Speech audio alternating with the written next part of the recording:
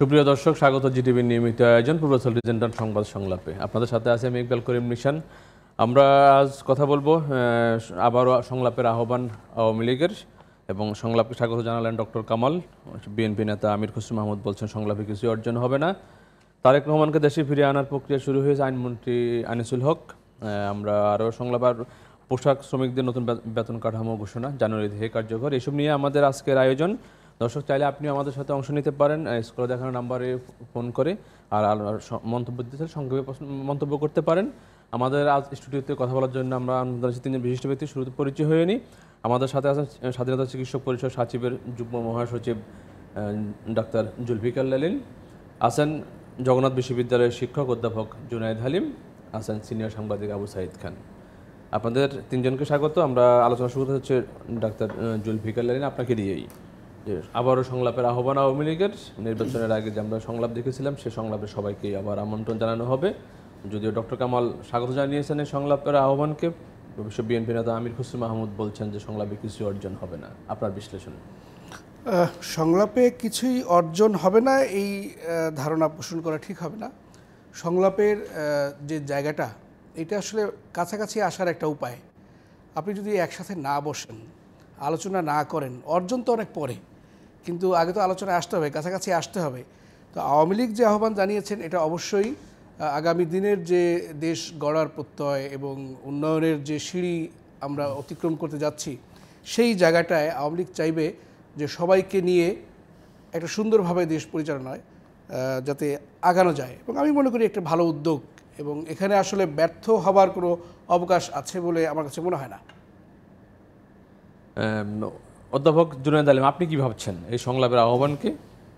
দেখুন, আমরা নির্বাচন পূর্বকালেও কিন্তু একটা সংলাপের আহ্বান এবং সংলাপের আহ্বানের প্রেক্ষিতে মাননীয় প্রধানমন্ত্রীর চিঠি গিয়েছিল ঐক্য ফ্রন্টের থেকে, এবং সেইটার পরিপ্রেক্ষিতে মাননীয় প্রধানমন্ত্রীর একদম 24 ঘন্টারও আগের সময়ের মধ্যে সাড়া দেওয়া, এবং একটা সব কয়টি বাংলাদেশে ক্রিয়াশীল সব রাজনৈতিক দল সংগঠন বা জোটকে নিয়ে মাননীয় প্রধানমন্ত্রী কিন্তু গণভবনে সংলাপ করেছেন, এবং সেই সংলাপের প্রক্রিয়ার মধ্য দিয়ে জাতীয় নির্বাচনটি হয়েছে। এবং জাতীয় নির্বাচনটি অতীতের যে কোনো নির্বাচনের, বাংলাদেশের ইতিহাসে অতীতের যে কোনো নির্বাচনের পরিপ্রেক্ষিতে যদি বিবেচনা করি, যে এটি হলো সর্বোচ্চ অংশগ্রহণমূলক নির্বাচন, অর্থাৎ ক্রিয়াশীল নামে বা সক্রিয় শুধুমাত্র এমনকি প্যাড সাইনবোর্ড সর্বস্ব রাজনৈতিক দল যাদেরই অস্তিত্ব আছে, নামে বেনাম যেরকম অস্তিত্বই আছে, সক্রিয় নিষ্ক্রিয় সমস্ত অস্তিত্বের রাজনৈতিক দল সংগঠনগুলি কিন্তু সংলাপে অংশ নিয়েছে, এবং সংলাপের একটা সামগ্রিক ফল হিসাবে জাতীয় নির্বাচনটি, একাদশ জাতীয় সংসদের নির্বাচনটি সবচেয়ে বেশি অংশগ্রহণমূলক, অর্থাৎ সবচেয়ে বেশি সংখ্যক রাজনৈতিক দল সংগঠন এবং সবচেয়ে বেশি সংখ্যক প্রার্থীদের নিয়ে নির্বাচনটি অনুষ্ঠিত হয়েছে। এবং আমাদের অভিজ্ঞতা যা বলে, আমরা বাংলাদেশের অতীতের 75 পরবর্তী সময়ের যত নির্বাচন আমরা দেখেছি, আমাদের অভিজ্ঞতা বলে যে সেই সমস্ত নির্বাচনের মধ্যে সবচাইতে বেশি অংশগ্রহণমূলক এবং সবচাইতে কম সহিংসতা এবং কম ক্ষয়ক্ষতির একটি নির্বাচন কিন্তু হয়েছে, এবং মোটামুটি বেশ শান্তিপূর্ণ একটি নির্বাচন হয়েছে, কিছু স্ট্রে ইনসিডেন্ট ছাড়া। এবং সেরকম একটি নির্বাচন যে সম্ভব হয়েছে, সেটি কিন্তু এই নির্বাচন পূর্ববর্তী সংলাপের কারণেই সেরকম একটা বাস্তবতা বা পরিপ্রেক্ষিত বাতাবরণ তৈরি হয়েছিল।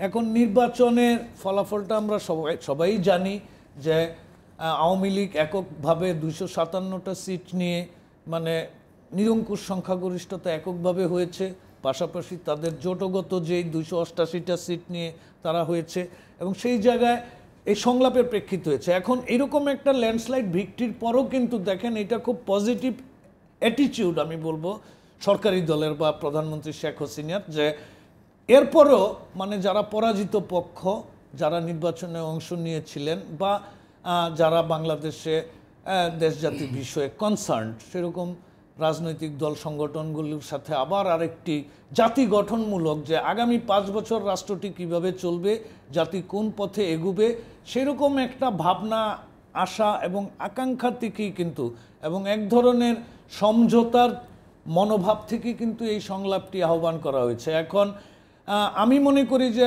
ডক্টর কামাল হোসেন সাহেব উনি মানে আজকেও গতকালও মানে কথাবার্তা বলেছেন, ওনার জামায়াত বিষয়ে ওনার মানে অবস্থানটি খুবই স্পষ্ট পরিষ্কার করেছেন।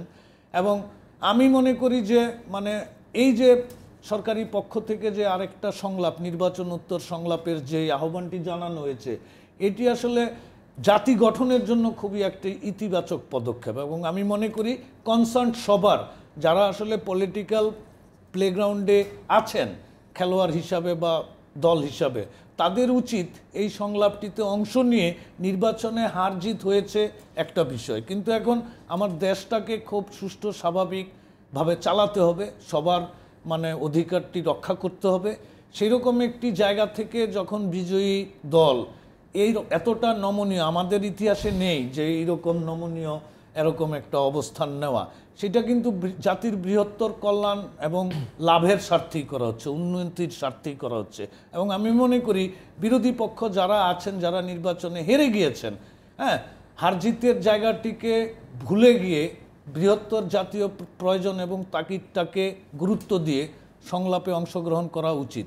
এবং আমির খসরু মাহমুদ সাহেব যেরকম বলে দিলেন ব্ল্যাঙ্কফোল্ড যে এটা অর্থহীন হবে, কিন্তু অনেক সময় অর্থহীন একটা আপাত সম্ভাবনার জায়গাকেও অর্থময় করে তুলে হতে পারে, করে তোলা যায়। এবং বিএনপির উচিত হবে সেই সুযোগটা পুনর্বার নেওয়া এবং ন্যাশনালি তাদের যে একটা অবস্থান আছে সেই অবস্থান থেকে একটি কন্ট্রিবিউটিভ জায়গায় নেওয়া। ধন্যবাদ। আমরা আবু সাইদ খান যেটা বলছিলেন যে বিএনপি নেতারা যে সংলাপে কিছু অর্জন হবে না, যদিও এর আগে সংলাপে, নির্বাচনের আগে যে সংলাপ ছিল সে সংলাপেও আমরা অনেকে নানান ধরনের কথা ছিল, কি অর্জন হবে কি হবে না। তারপর আমরা সংলাপের অর্জন দেখি সব দলের অংশগ্রহণে একটি নির্বাচন, আমরা মনে করি এটা একটা অনেক বড় ধরনের একটি অর্জন। এখন নির্বাচন পরবর্তী যে সংলাপ হতে আহ্বান জানানো হয়েছে, এই সংলাপের মধ্যে দিয়ে হয়তো নেক্সট দেশ পরিচালনা সরকারের এক ধরনের সদিচ্ছার প্রতিফলনকে আপনি দেখতে পাচ্ছেন। আবু সাইদ, অর্জন হবে কিনা সেটা পরের প্রশ্ন। তো সংলাপের মধ্য দিয়ে রাজনৈতিক সংকট নিরসনের একটা মাধ্যম হচ্ছে সংলাপ, এবং আমরা নির্বাচনের আগে সংলাপের মধ্য দিয়ে অবস্থার কিছুটা পরিবর্তন হয়েছিল এবং সব দল অংশগ্রহণ করেছিল।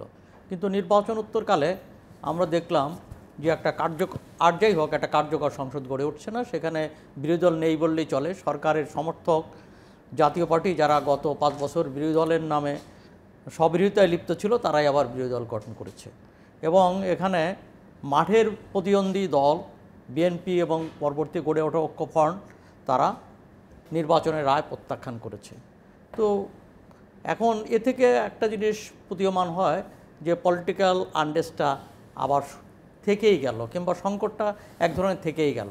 তো এই অবস্থায় তো ডক্টর কামাল হোসেন তারা নির্বাচনের রায় প্রত্যাখ্যান করার পরেও তারা তাদের আইনি লড়াই করবেন এবং সঙ্গে সঙ্গে তারা সংলাপের আহ্বান জানিয়েছেন এবং প্রধানমন্ত্রীও সংলাপের কথা বলেছেন।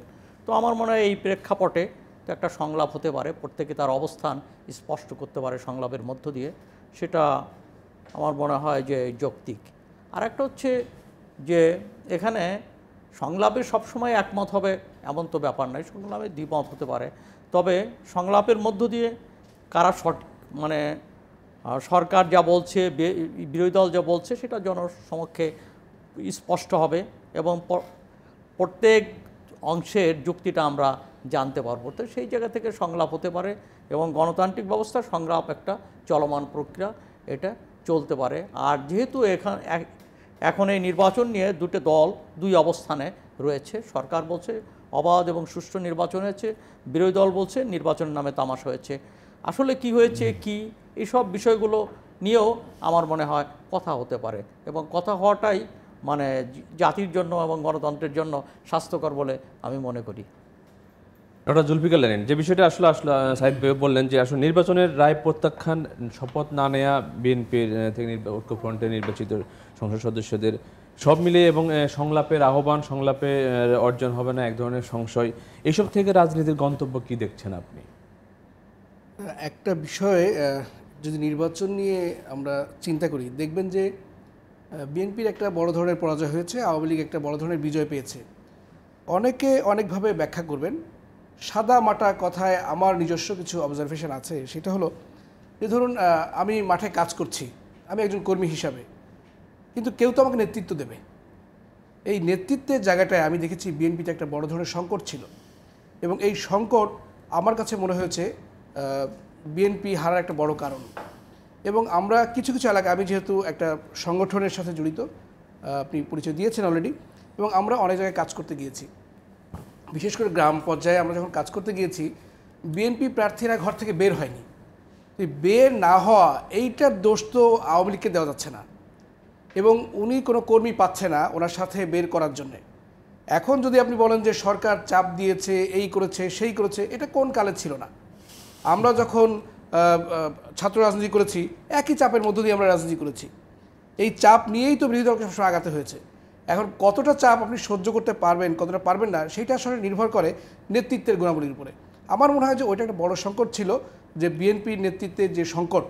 এবং এখন আমার যেটা মনে হয় যে বিএনপিকে যদি আবার পুনর্গঠিত করতে হয়, নেতৃত্বের নির্বাচন আগে ঠিক হওয়া প্রয়োজন।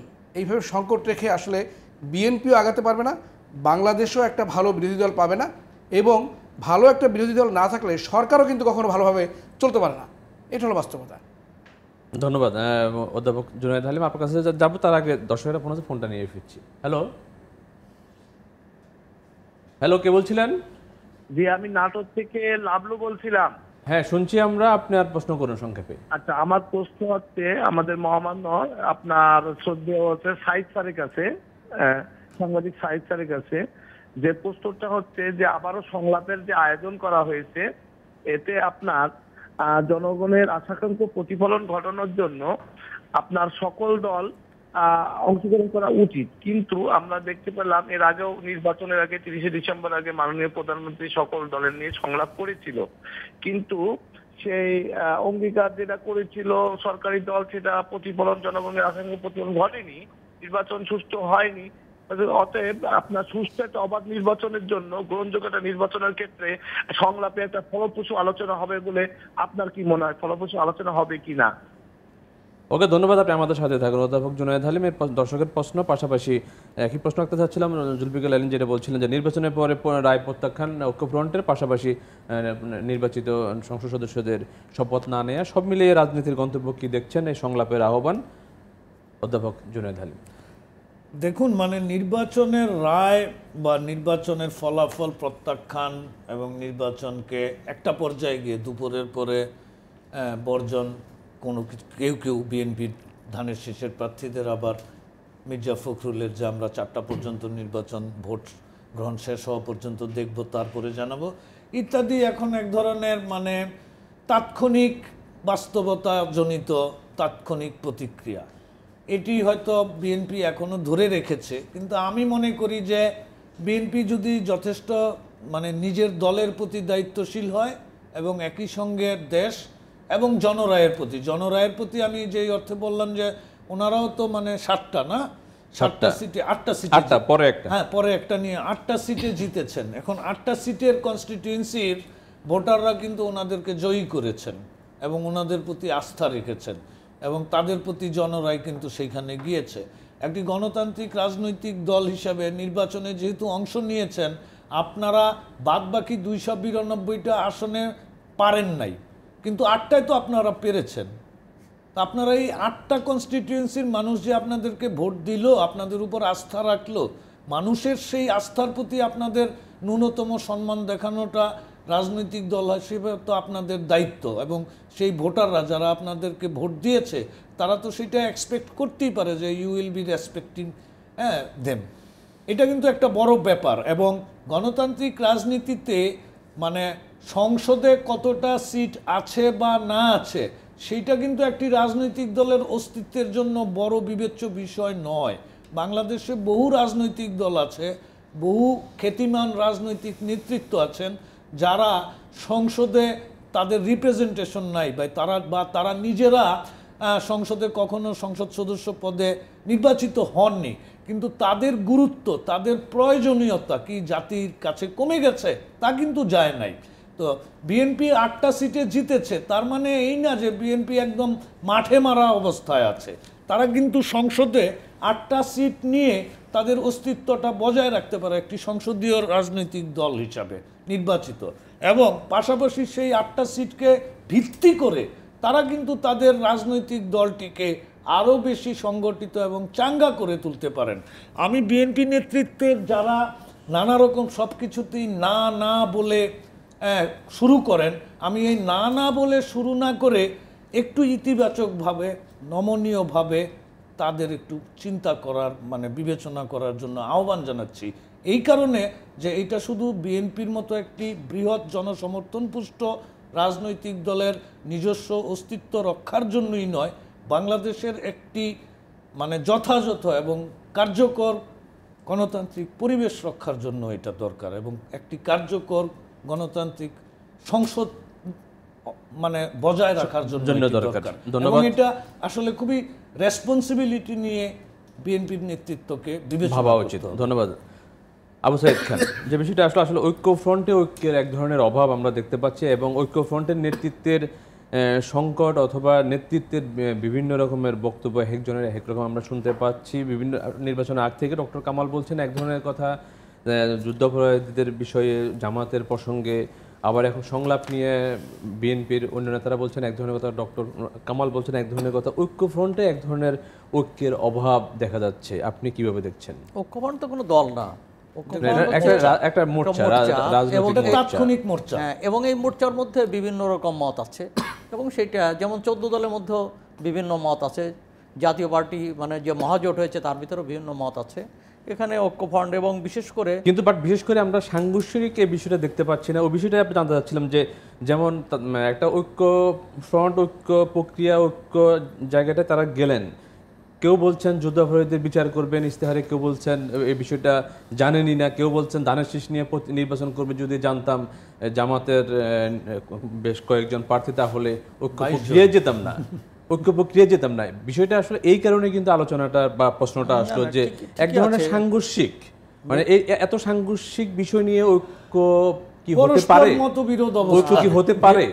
বিএনপি দীর্ঘদিন ধরে জামাতের সঙ্গে তারা আতাত আছে, যদিও বিএনপিতে অনেক মুক্তিযোদ্ধা আছেন এবং তারা অসাম্প্রদায়িকতার কথা বলে, মুক্তিযুদ্ধের চেতনার কথাও বলে, কিন্তু জামাতের সঙ্গে তারা রাজনীতিক হিসাবে জামাতকে নিয়ে অগ্রসর হচ্ছে। এটাকে রাজনীতিতে একটা সঠিক কাজ বলে আমার কাছে মনে হয় না, এটা সুবিধাবাদী কাজ বলে মনে হচ্ছে। বিভিন্ন সময় আমি অনেকের মতো আমিও বলেছি যে এখানে বিএনপির বিকাশের স্বার্থেই জামাতকে ছেড়ে দেওয়া উচিত, তো কিন্তু জামাতকে ছাড়ছে না। এমন জামাত 71-এর এই পরাজিত শক্তি, তারা বাংলাদেশের রাজনীতিতে এই ভুল রাজনীতির কারণেই তারা টিকে আছে।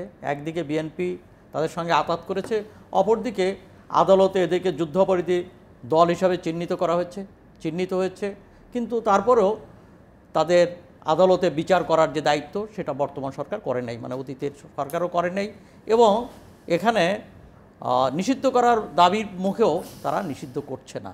এই রাজনৈতিক দলের এই ভুল সিদ্ধান্ত, দুই দিকের এই ভুল সিদ্ধান্তের কারণে জামাত টিকে আছে। এটা হচ্ছে আমাদের রাজনীতিতে সবচেয়ে দুর্ভাগ্যজনক। এবং এই একইভাবে আমরা দেখি যে 90-এর যে পরাজিত শক্তি হোসেন মোহাম্মদ এরশাদ, সেও রাজনীতিতে টিকে থাকার মূলেও এই ধরনের রাজনীতি কাজ করছে। তো আমার কাছে মনে হয় রাজনীতি আবর্জনা মুক্ত হওয়া দরকার, এবং এখানে 71-এর পরাজিত শক্তি, 90-এর পরাজিত শক্তি, তাদেরকে এদেশে গণতান্ত্রিক রাজনীতিতে তাদের স্থান হওয়ার কথা ছিল না, কিন্তু এই সুবিধাবাদী ধারার কারণে, রাজনৈতিক সুবিধাবাদের কারণে তারা টিকে আছে, এবং তাদের থেকে রাজনীতির অঙ্গনটা মুক্ত হওয়াটা মানে সময়ের দাবি।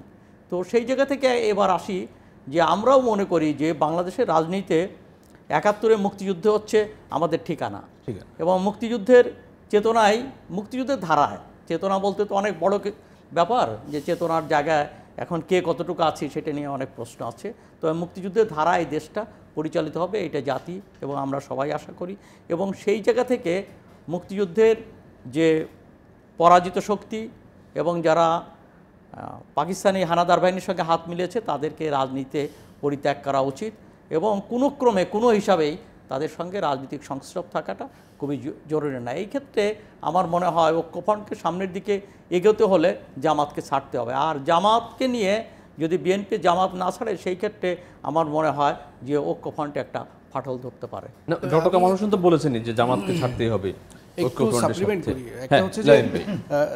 সাইদ ভাই এবং জুনায়েদ স্যার যে কথাটা বললেন, আমরা যদি মাননীয় প্রধানমন্ত্রীকে শুধু মাননীয় প্রধানমন্ত্রী হিসেবে চিন্তা না করি, উনি কিন্তু বঙ্গবন্ধুর কন্যা। আমরা যদি ওই হিসাবেও দেখি যে ইতিহাসের মহানায়কের কন্যা যখন আমন্ত্রণ জানিয়েছেন, আহ্বান জানিয়েছেন সংসদে আসার এবং একটা সংলাপের, সেই সংলাপে সাড়া দেওয়া উচিত। কারণ আমি কিছুদিন মাননীয় প্রধানমন্ত্রীর সঙ্গে একসাথে কাজ করার সুযোগ হয়েছিল।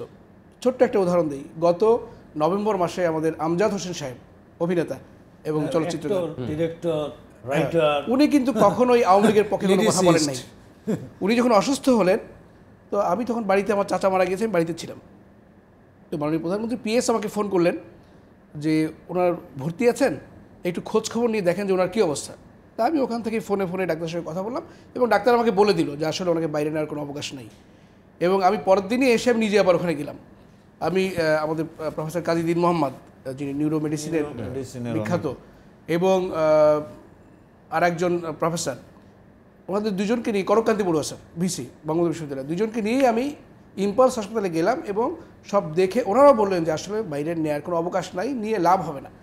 আলটিমেটলি দেখেন যে সামাজিক মাধ্যমের কারণে হোক, যে কোনো কারণে হোক, মাননীয় প্রধানমন্ত্রী যেহেতু তার ছেলেদের ডেকেছেন এবং উনি কিন্তু বাইরে পাঠালেন এবং শেষ পর্যন্ত ওখানে মারা যাওয়ার পর লাশ তারা হ্যান্ডওভার করছে না ব্যাংককে। সেই জায়গাটাও মাননীয় প্রধানমন্ত্রীর সাহায্য নিয়ে কিন্তু আলটিমেটলি লাশ দেশে আনা হলো। তো এই জায়গাটায় যে একজন যে আওয়ামী লীগের কথা শুনতেই পারে না, তার জন্য যখন মাননীয় প্রধানমন্ত্রী বঙ্গবন্ধুর কন্যা হিসেবে দেখেন, এই জায়গাটায় আমার মনে হয় প্রত্যেকে সাড়া দেওয়া উচিত। এক ধরনের ইতিবাচক একটা দিক সবার জন্যই। অধ্যাপক জুনায়েদ হালিম।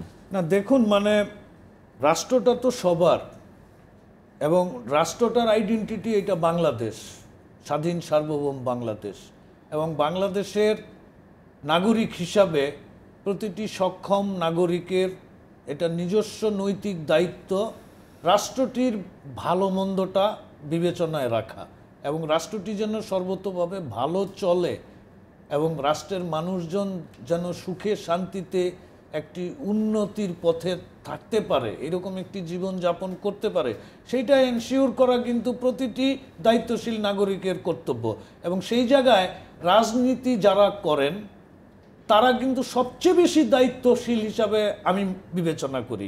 অন্য কে কীরকম বিবেচনা করে জানি না, আমার বিবেচনায় যারা রাজনীতি করেন তারা রাষ্ট্রের ভালো মন্দের জন্য সবচাইতে বেশি দায়িত্বশীল মানুষ।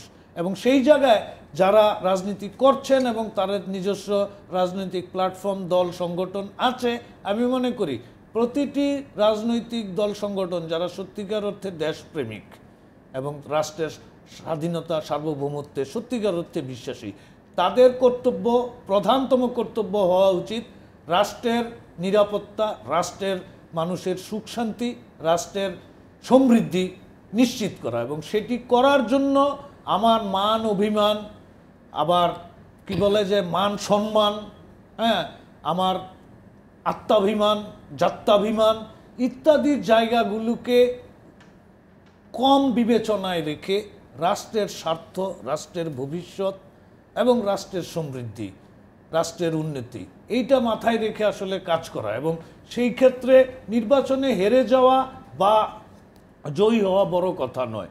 একজন মানে যেহেতু আমি পলিটিক্স করি, আমার সেই মানসিকতা থাকতে হবে যে আমি এইবার হেরেছি, আগামীবার তো আমি জিততেও পারবো, মানুষ হয়তো আমার পক্ষে আসবে, আমি যদি সত্যিকার মানে দেশপ্রেমিক হিসাবে নিজেকে প্রতীয়মান করতে পারি মানুষের কাছে।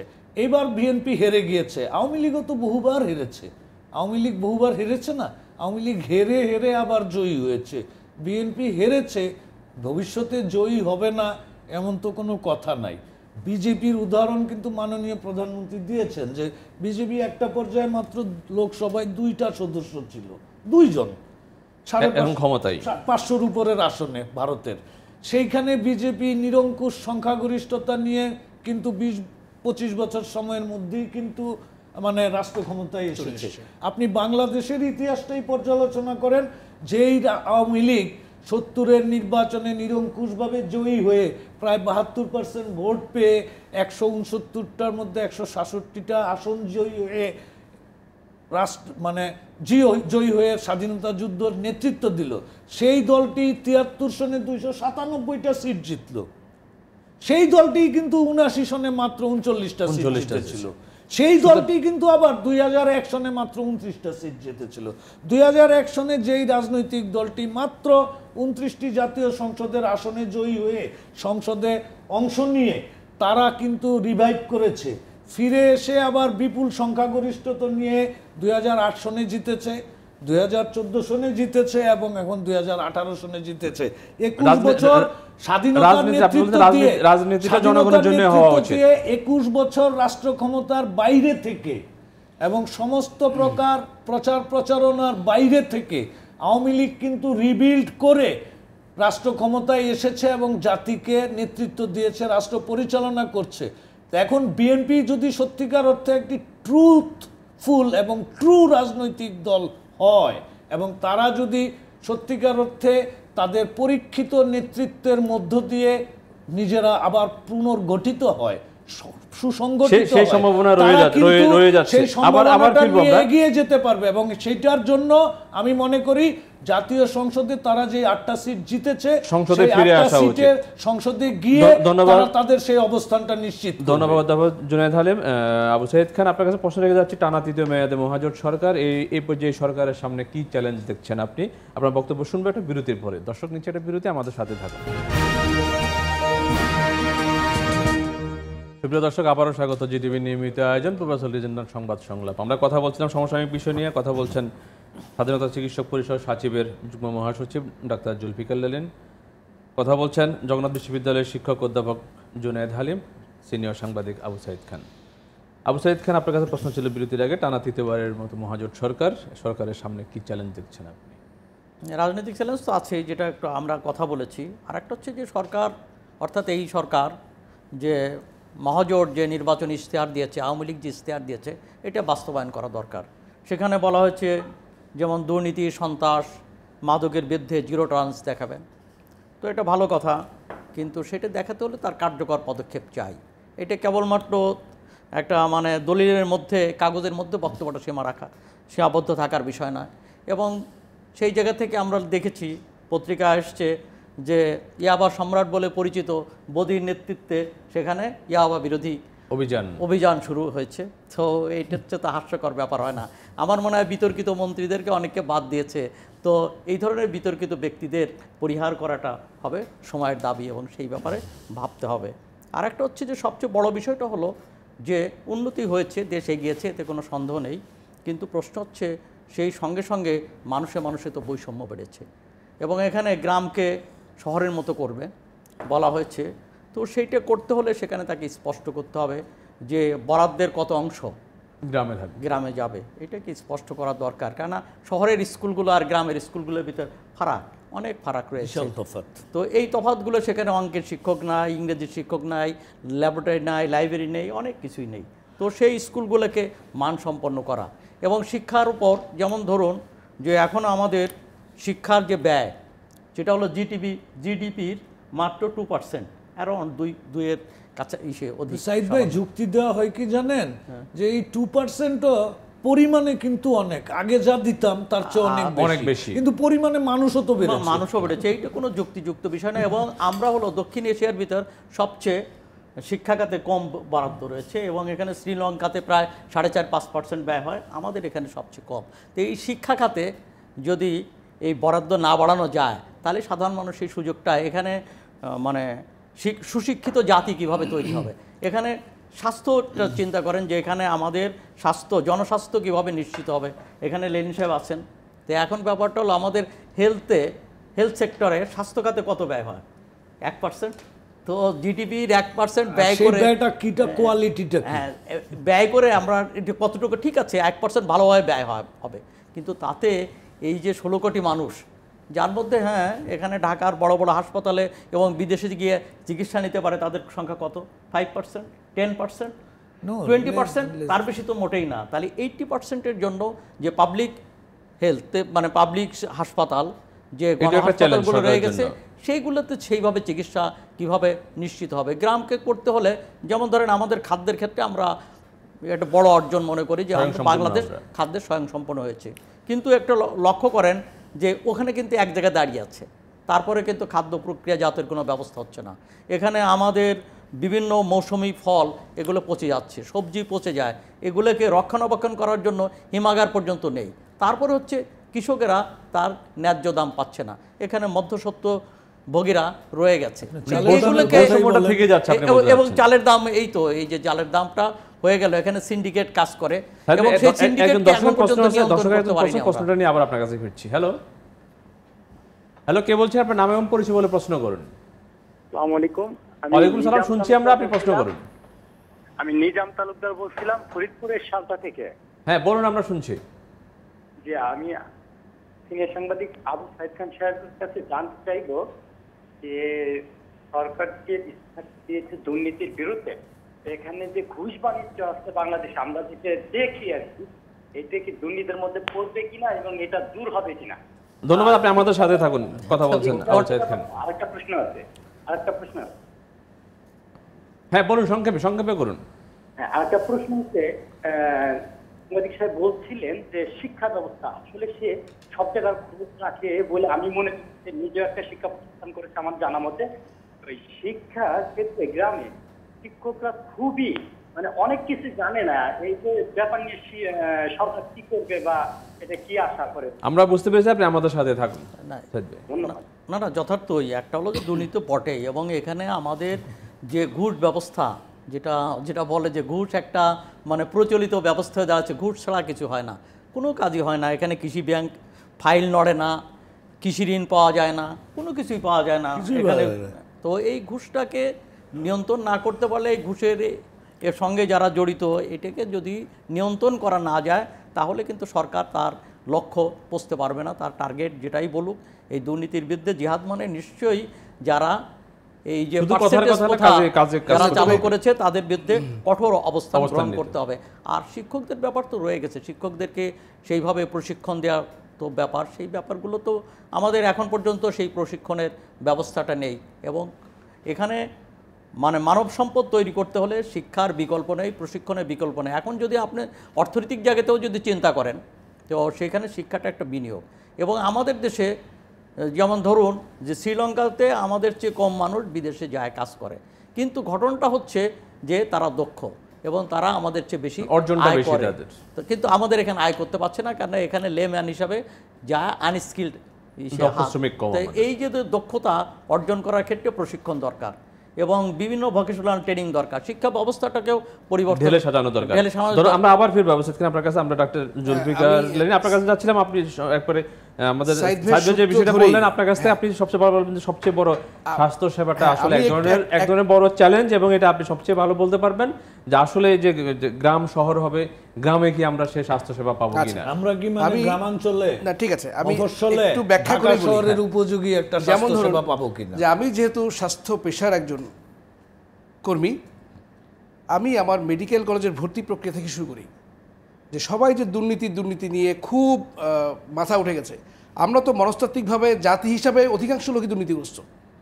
আপনি কিভাবে নিয়ন্ত্রণ করবেন? নিয়ন্ত্রণের পদক্ষেপ তো সরকার নিয়েছে। যেমন ধরুন, আমি যখন মেডিকেল কলেজে ভর্তি হই, আমাকে 6 বার ঢাকা আসতে হয়েছে। প্রথমে ফর্ম ফিল আপ করার জন্য একবার আসতে হয়েছে, ফর্ম জমা দেওয়ার জন্য আসতে হয়েছে, ভর্তি পরীক্ষার জন্য অ্যাডমিট কার্ড নেওয়ার জন্য আসতে হয়েছে, পরীক্ষা দেওয়ার জন্য আসতে হয়েছে, রেজাল্ট জানার জন্য আসতে হয়েছে, আবার ভর্তি হওয়ার জন্য আসতে হয়েছে 6 বার। এখন আমাকে 2 বার আসতে হয়। আমার ইউনিয়নে একটি ইউনিয়ন ডিজিটাল সেন্টার করে দেওয়া হয়েছে, সেখানে বসে আমি অনলাইনে ফর্ম ফিল আপ করছি, অনলাইনে আমি অ্যাডমিট কার্ড পাচ্ছি। শুধু পরীক্ষার জন্য আমাকে ঢাকা আসতে হয়, রেজাল্টটা অনলাইনে জানছি, ভর্তি হওয়ার জন্য ঢাকা আসতে হয়। তো এই যে 4 বার আগে যে আসতাম, আমার যে খরচ ছিল, আমার যে পিয়নকে 10 টাকা দিতে হতো, এই জায়গাগুলোতে কিন্তু কমে গেছে। এই যে ভর্তি প্রক্রিয়ার এই হেনস্থা বা সবকিছু ভেজাল, এইটা থেকে যে রিলিফ হলো, এটার এই প্রাপ্তিটা এখন এই জায়গাটা গুণগত আমি আরেকটা উদাহরণ দিই। পরিবর্তনটা কি হলো? যেই ছেলে মেয়েরা মেডিকেল কলেজে কম হ্যাসেল নিয়ে ভর্তি হচ্ছে, তারা শুধু মেডিকেল কলেজ না, প্রত্যেকটা ক্ষেত্রে কিন্তু একটা হয়েছে। তারা, আমি মেডিকেলের জায়গায় বলতেছি, স্বাস্থ্য ক্ষেত্রের জায়গায় বলছি, আপনি যেহেতু ওই ক্ষেত্রের মানুষ, তো সেইটা করার পর তারা আসলে in return what benefit hour common people is getting. আমি আরেকটা উদাহরণ দিই স্যার। আমার চাকরি দেওয়ার ক্ষেত্রে, আমি যেহেতু প্রশাসনিক পদে কাজ করে এসেছি, আমার এগুলো অভিজ্ঞতা। আমার হয়তো পদ আছে 5টা, আবেদন পড়েছে 15,000। এই 15,000-এর মধ্যে শতকরা 95% লোক টাকা নিয়ে দৌড়াদৌড়ি করেছে। চাকরি পাওয়ার জন্য। চাকরি পাওয়ার জন্য। লেলিন ভাই, পেয়েছে কিন্তু আমরা 5 জন। একটু আপনার কাছ থেকে স্বাস্থ্য সেবার চ্যালেঞ্জটা নিয়ে একটু হ্যাঁ, শুনতে চাচ্ছিলাম বলছি। যে তো এই যে টাকা দেওয়ার প্রবণতা, চাকরি যার টাকা দিয়ে হয়েছে ও বলছে আমার টাকা দিয়ে হয়ে গেছে, আর টাকা দেওয়ার পরেও যার হয় নাই ও বলতে পারছে না যে আমার টাকা দিয়ে হয়নি। আসলে পরীক্ষার মতোই হয়েছে, চাকরির মতোই হয়েছে। সেটা আমরা বুঝলাম, আমার কিন্তু যে স্বাস্থ্যসেবাটা, আমার যে স্বাস্থ্যসেবা দেখেন, স্বাস্থ্য সেবার চ্যালেঞ্জটা আপনি কি দেখেন দেখছেন? স্বাস্থ্যসেবায় মূলত আমরা এখন কম চ্যালেঞ্জ ফেস করছি, কারণ আমরা 10 বছর আগে যদি চিন্তা করি তখন যে সেবাটা পেয়েছি আর আজকে যে সেবা পাচ্ছি আকাশ পাতাল তফাৎ।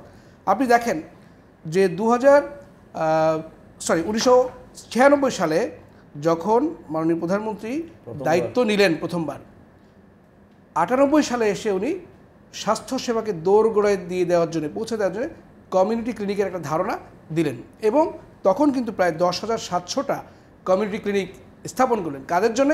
এটা কোনো ইউনিয়ন পর্যায়ে না, এটা কোনো উপজেলা পর্যায়ে না, একদম কমিউনিটি লেভেলে, গ্রাম পর্যায়ে, যে প্রতি 6,000 লোকের সেবা দেওয়ার জন্য একটি কেন্দ্র থাকবে। ক্ষমতার পট পরিবর্তন হলো, বিএনপি এসে ওগুলোকে বন্ধ করে দিল। উনি যখন আবার 2008-এ ক্ষমতায় আসলেন, উনি কিন্তু আবার শুরু করলেন, এখন এবং এই যে এইটাকে সাস্টেইনেবল করার জন্য সেবাটা শুরু হয় কীভাবে, এবং ওই ভীতি কিন্তু ওনার আছে যে এটা বিএনপি যদি আবার ক্ষমতায় আসে বা অন্য কেউ ক্ষমতায় আসে, আমি না আসি, আবার বন্ধ করে দেবে, তো সেবা তো বিঘ্নিত হবে। উনি এটাকে সাস্টেইনেবল করার জন্য উনি কিন্তু এই কমিউনিটি ক্লিনিককে ট্রাস্টের আইনের আওতায় নিয়ে চলে গেলেন, যাতে এটা ভাঙতে না পারে কেউ, বন্ধ করা না যায়। এটা হচ্ছে একটা দিক। ওইখানে আমাদের যে সেবাটা, আমরা আসলে আমাদের লোকজন কেন যেন, যেহেতু আমি ডাক্তার, আমার সবই আমার অবজারভেশন থেকে বলবো, আমার অভিজ্ঞতা, ডাক্তারের কাছে আসলে বা স্বাস্থ্যসেবা নিতে আসলে কেন যেন কারো পকেটে পয়সা থাকে না। এই লোকটি যখন অন্য কোনো দেশে যাচ্ছে, সমস্ত জিনিস বিক্রি করে ওখানে সব পয়সা ঢেলে আসছে, কিন্তু আমাদের কাছে যখন আসছে আমাদের সেবা নিতে পয়সা নাই। ধরেন আমরা কিন্তু সরকারি হসপিটালে বা কিন্তু সরকারি দিচ্ছি, স্বাস্থ্যকেন্দ্রে সরকারি হাসপাতালে যে সমস্ত লেলিন ভাই, আমরা কি আমাদের কি পর্যাপ্ত চিকিৎসক রয়েছে? অবশ্যই আছে, এবং আমাদের উপরি আছে, বাড়তি চাকরি নাই এরকম চিকিৎসক আমাদের আছে প্রচুর। আমাদের হচ্ছে যে, যেমন ধরেন যে সবচাইতে দামি দামি ওষুধ যেটা 6,000-7,000 টাকা ইনজেকশন, গভর্নমেন্ট ফ্রি সাপ্লাই দিচ্ছে, হয়তো সবাই পাচ্ছে না, কিন্তু একটা অংশ যারা কিনতে পারবে না দেওয়া হচ্ছে। Heart valve government free supply দিচ্ছে, স্টেন্ট গভর্নমেন্ট ফ্রি। সাইদ ভাই জানে, সাইদ ভাই হৃদরোগের সাথে অ্যাটাচড, হৃদরোগ হাসপাতালে এগুলো মূলত বেশি রোগীদের ইউজ করা হয়, ব্যবহৃত হয়, দামি দামি জিনিসপত্র। এবং এই যে একটা অংশ যে গভর্নমেন্ট সাপ্লাই দিচ্ছে, গভর্নমেন্ট সবার জন্য পারবে না। তবে হ্যাঁ, আমাদের বর্তমান যে সেবাটা আছে, অনেকেই বলেন যে একটা ইন্স্যুরেন্স, হেলথ ইন্স্যুরেন্স করার কথা। আমি অনেক জায়গায় গিয়েছি, অনেক দেশে গিয়েছি, অনেকের ইন্স্যুরেন্স দেখেছি, আমার কাছে কারো ইন্স্যুরেন্স পছন্দ হয়নি। বরং এবার যেমন মাননীয় প্রধানমন্ত্রী কিন্তু একটা পদক্ষেপ নিয়েছেন যে 1 বছরের নিচে এবং 65 বছর উপর যাদের বয়স, তাদের স্বাস্থ্যসেবাটা কী করে বিনামূল্যে করা যায়। আচ্ছা, হয়তো প্রাথমিক পর্যায়ে, এখন উনি পদক্ষেপগুলো কী নিয়েছেন জানি না, হয়তো প্রাথমিক পর্যায়ে উনি কিছু পদক্ষেপ গ্রহণ করবেন যে এদের সরকারি লেভেলে চিকিৎসা তন্ত্র ফ্রি করে দেওয়া। তবে যাই বলেন, ব্যয় বাড়াতে আমি একটু মানে আর ব্যয় তো বাড়বেই, আমি ব্যয় বাড়বেই। আপনি যে মানে স্বাধীনতা চিকিৎসক ফোরাম পরিষদের নেতা, যুগ্ম মহাসচিব, তা আমি একজন মানে সাধারণ নাগরিক হিসাবে বা একজন চিকিৎসা সেবা প্রত্যাশী হিসাবে আমি একটা প্রশ্ন করতে চাই যে আমাদের স্থানীয় পর্যায়ে, অর্থাৎ উপজেলা পর্যায়ে বা একদম মানে ইউনিয়ন পর্যায়ে যে স্বাস্থ্যকেন্দ্রগুলো আছে, সেই সমস্ত জায়গায় ডাক্তারদের, চিকিৎসকদের সার্বক্ষণিক উপস্থিতিটা নিশ্চিত করার ক্ষেত্রে মানে সরকার কিন্তু, আমি বলবো সরকার সবসময় উপর্যুপরি কিন্তু এটা সরকার সবসময় পদক্ষেপ নিচ্ছে, আপনারা ফেল করছে। আপনারা চিকিৎসকদের সংগঠক নেতা হিসাবে আপনারা যে সবার জন্য স্বাস্থ্য এবং সবার জন্য সবার দোরগোড়ায় স্বাস্থ্য সেবা নিশ্চিত করা, এখন স্বাস্থ্য সেবার প্রধান যিনি, সেটা হলো একজন প্রশিক্ষিত মানে সার্টিফাইড ডাক্তার। আমরা যদি এমবিবিএস বলি, একজন এমবিবিএস ডাক্তারের মানে শারীরিক উপস্থিতিটা একটি স্বাস্থ্য কেন্দ্রে বা স্বাস্থ্য সেবা দানকারী কেন্দ্রে জরুরি, কতটা জরুরি অবশ্যই। আমি চিকিৎসক নেতা হিসাবে, চিকিৎসকদের সংগঠক হিসাবে, আমি একজন নাগরিক হিসাবে আপনার কাছে জানতে চাই, আপনারা সাধারণ মানুষের স্বাস্থ্য সেবা নিশ্চিত করার জন্য সরকারি শত প্রচেষ্টা, মাননীয় প্রধানমন্ত্রীর শত ঐকান্তিক আন্তরিক প্রচেষ্টার পর আপনারা কিভাবে এটা এনশিওর করতে পারবেন? এবং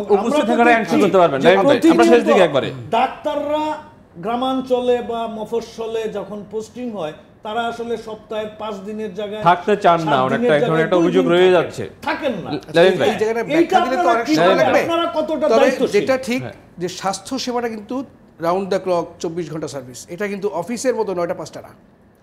আপনি নিশ্চিত থাকবেন যে 24 ঘন্টা কিন্তু ডাক্তার আছে, আপনি বলতে পারবেন না যে ডাক্তার নাই।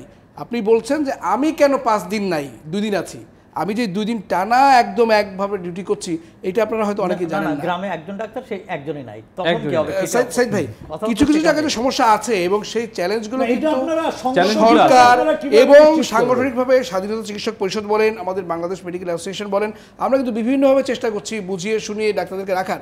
কিন্তু কথা হলো যে সামগ্রিকভাবে যদি আপনি সামগ্রিক সমাজটাকে ধরেন, সামাজিক একটা সাপোর্ট কিন্তু দরকার হয়। এখন অধিকাংশ ক্ষেত্রে ডাক্তার বের হচ্ছে কিন্তু মেয়েরা।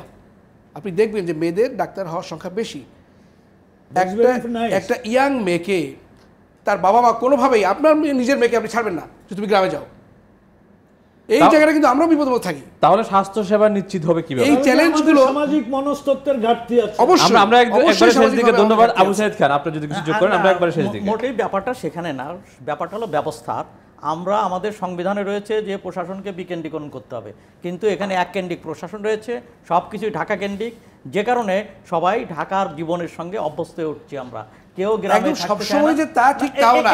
আমি আমার বাস্তব কথা বললাম সাইদ ভাই। আমার কথাটা একটু শেষ করি যে আমাদের প্রশাসন এখনো বিকেন্দ্রীকরণ হচ্ছে না, এবং এখানে স্থানীয় সরকার মানে হচ্ছে কেন্দ্রীয় সরকারের শাখা সরকার, সেখানে প্রশাসন এবং সেখানে যারা ডাক্তার থাকে, শিক্ষক থাকে, তাদের কোনো জবাবদিহিতা নেই। তাদেরকে ঢাকাতে জবাবদিহি করতে হয় এবং তারা ঢাকাতে অবস্থান করে সরকারি ঊর্ধ্বতন কর্মকর্তাদের মন যুগে চললেই হয়।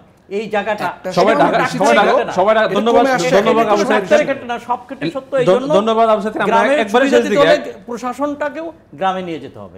ধন্যবাদ আপনাদের তিনজনকে, ডক্টর জুলফিকার আলীন, অধ্যাপক জুনায়েদ হালিম, আবু সাইদ খান, আপনাদের তিনজনকে ধন্যবাদ এই মাঝরাতে আমাদের সময় দেওয়ার জন্য। দর্শক, এই ছিল আমাদের আজকের আয়োজন।